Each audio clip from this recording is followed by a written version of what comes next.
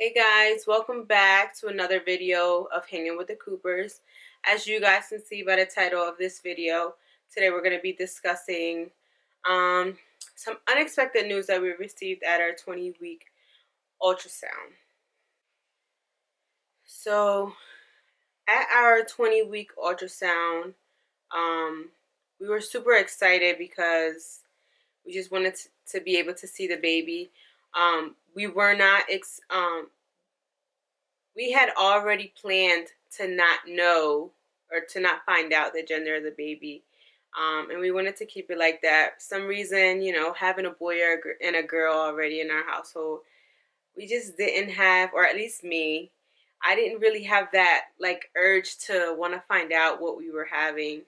And I know that 20-week ultrasound or anatomy scan is typically the time when you find out. But we just wanted to see the baby, just, the picture of the baby and stuff like that. So we were mostly excited for that. And just to check on the baby and see how she was doing. So during that ultrasound, everything was checking out fine.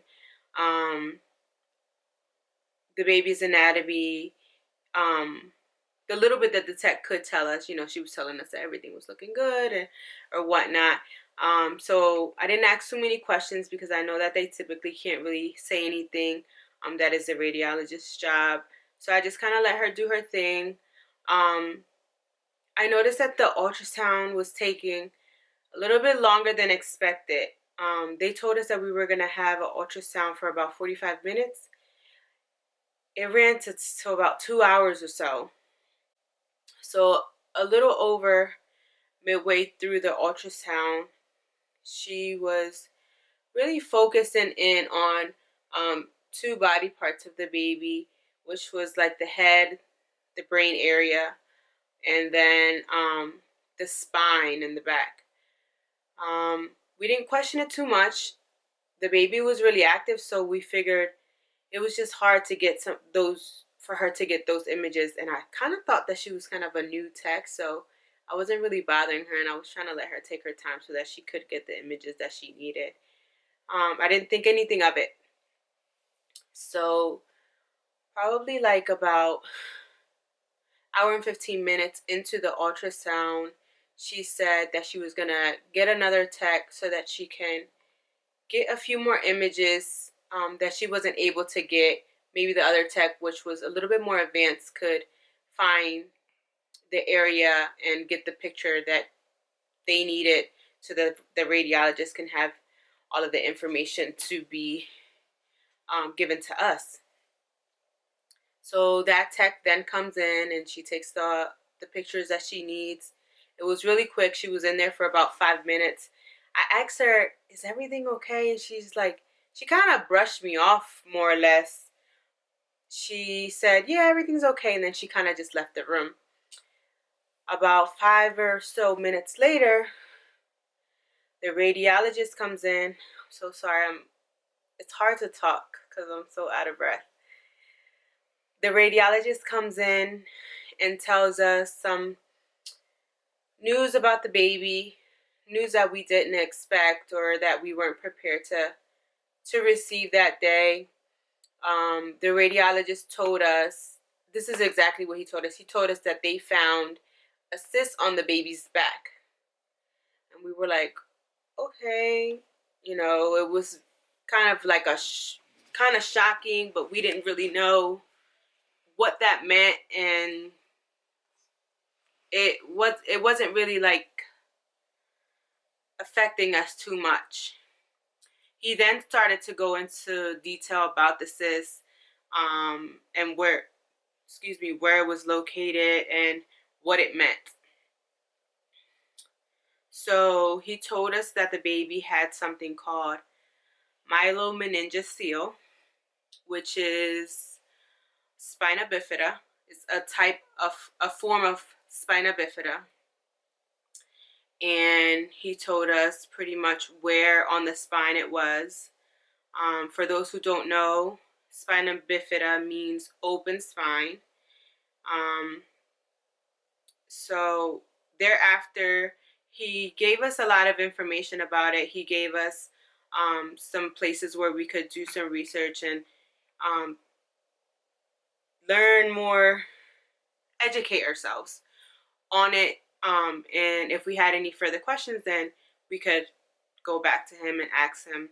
But in the meantime, he was going to set us up with an appointment with the Children's Hospital of Philadelphia, because they specialize in spina bifida, and they also have a special delivery unit, which most moms that have babies with spina bifida, they either, not most moms, I'm sorry, they get treatment at a special delivery unit because that's where they'll typically deliver.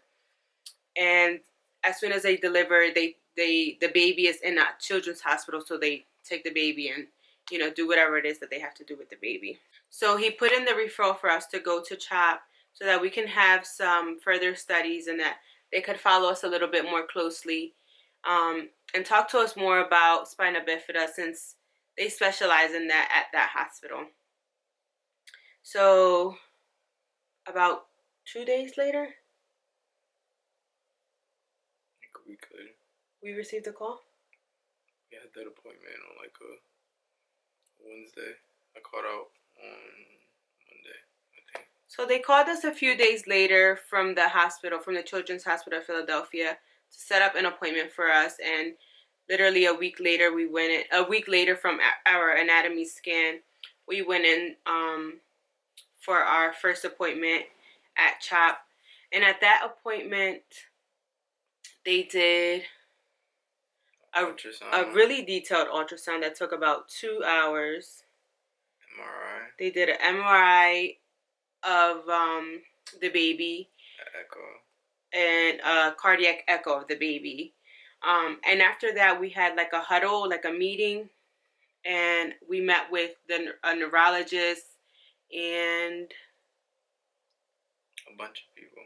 It was a bunch of people, like social workers, neurologists, and pediatricians and stuff like that.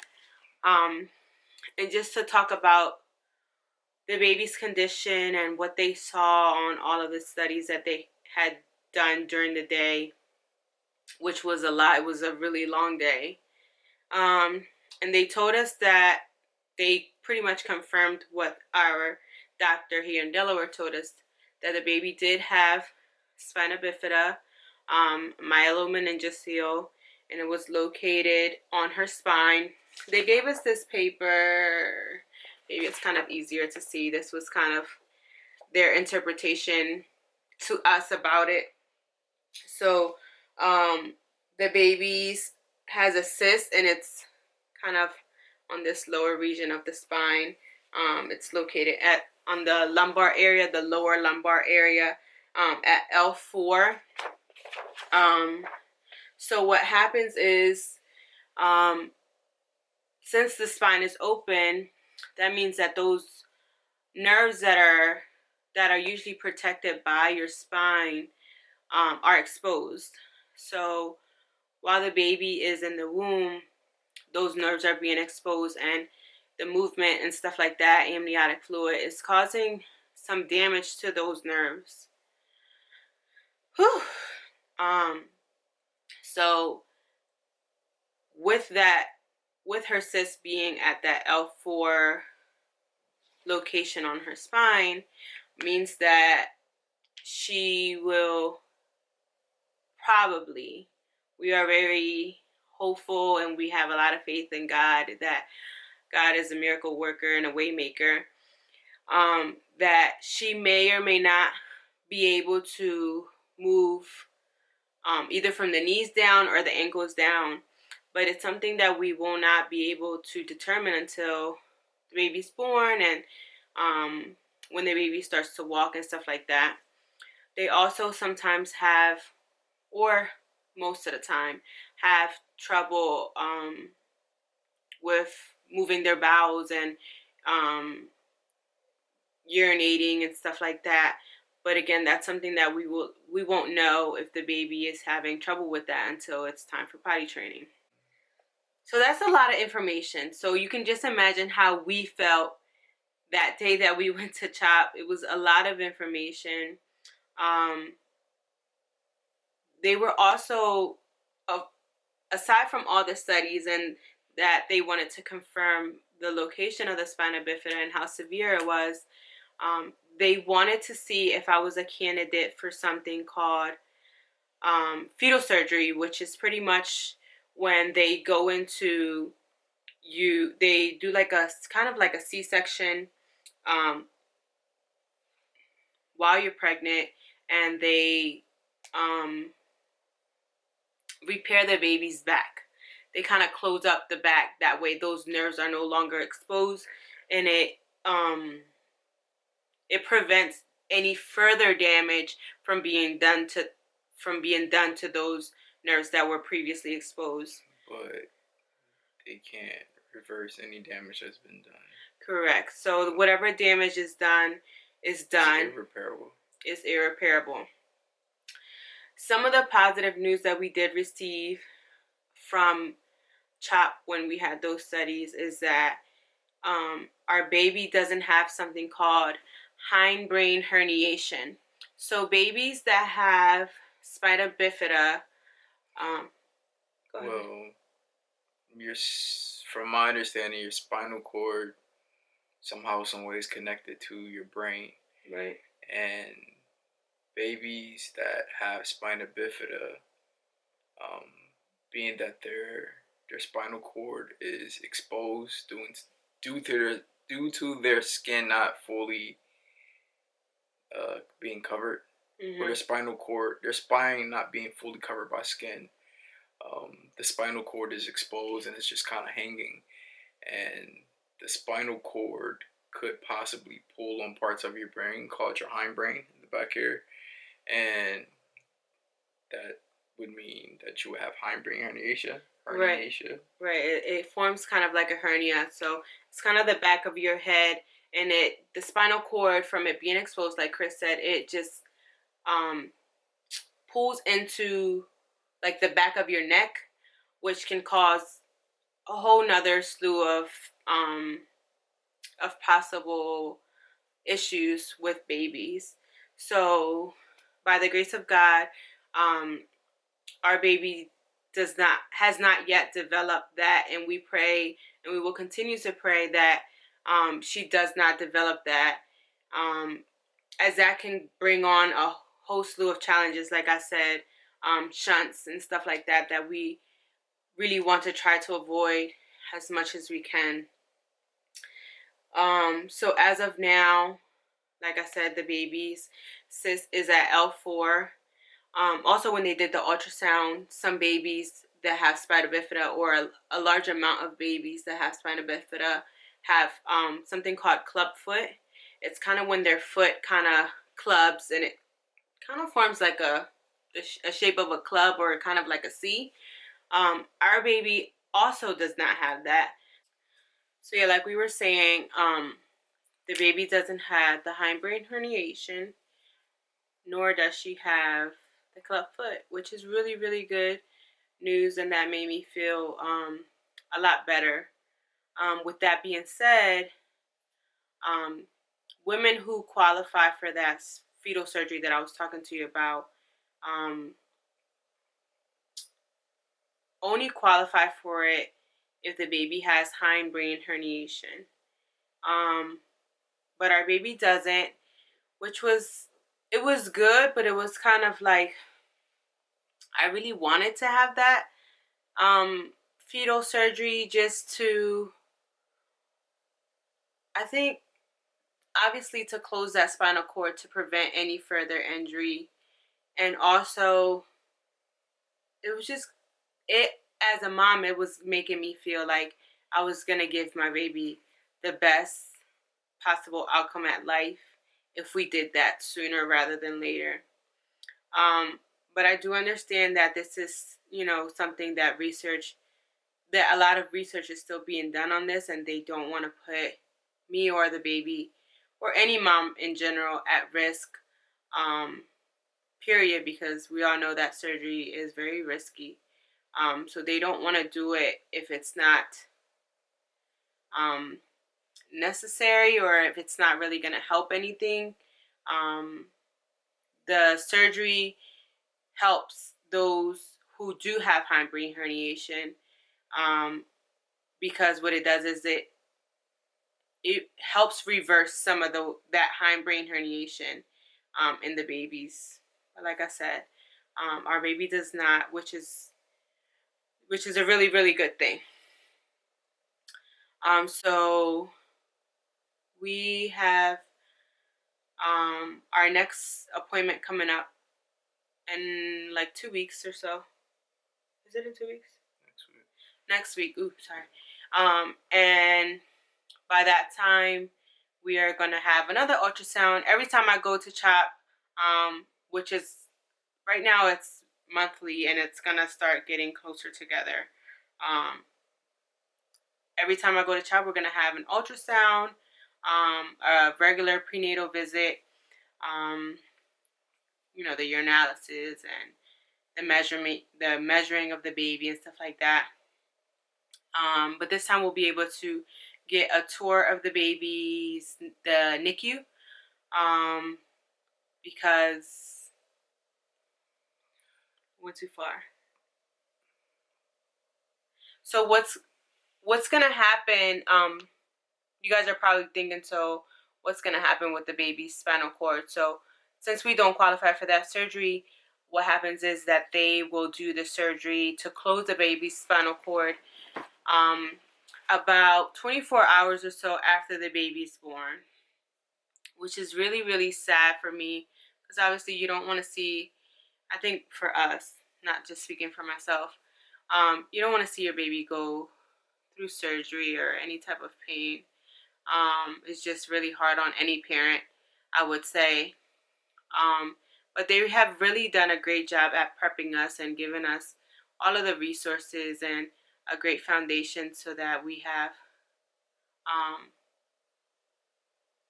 all of our questions answered, and really good support from both hospitals, Christiana and the CHOP, the Children's Hospital. So we're feeling really optimistic, really faithful, and really hopeful that everything is going to be okay. Do you have anything to say, babe?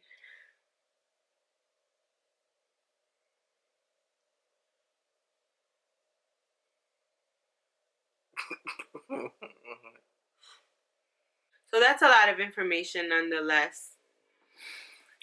And we're excited for our little one. And I know that God is not going to give us anything that we couldn't handle. And we're letting our faith speak for our strength, if that makes any sense. We're overall really excited, and we can't wait to meet her. We're so excited that we have such a great support system that is helping us get through this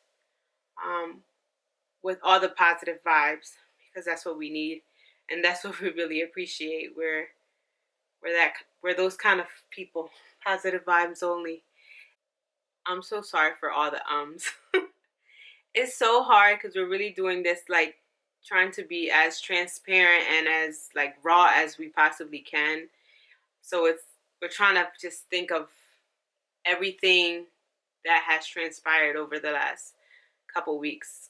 This was our 20 to 21, 22 weeks, and we're now at 26 weeks.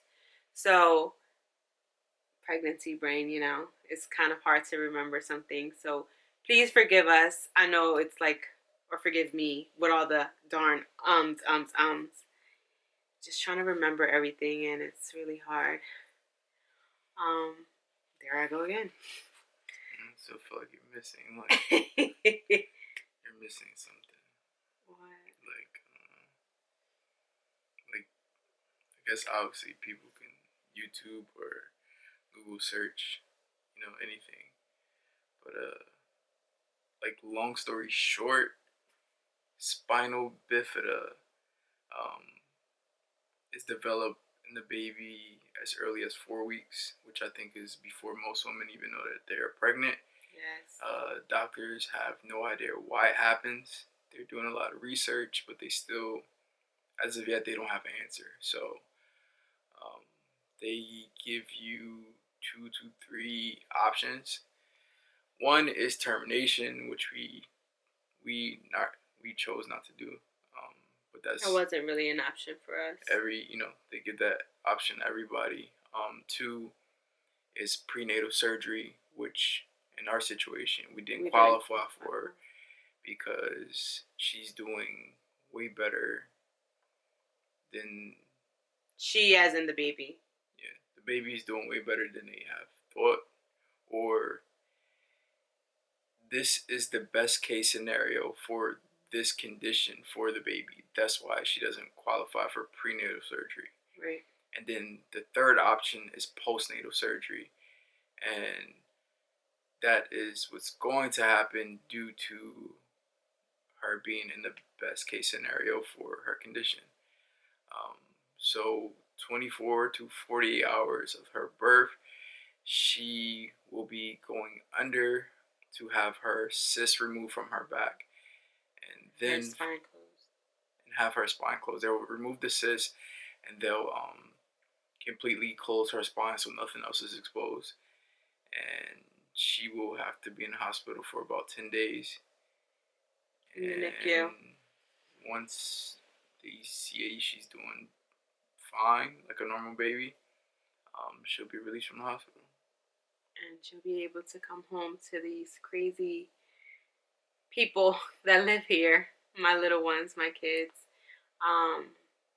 Our baby, no matter what condition our baby has, she's going to be unconditionally loved.